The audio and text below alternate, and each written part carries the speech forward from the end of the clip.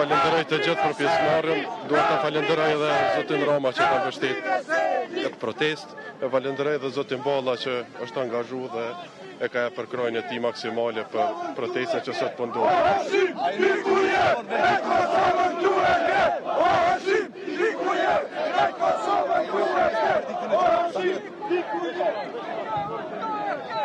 Flasin populli sot.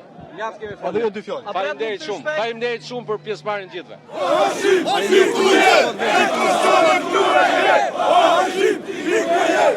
Kosovën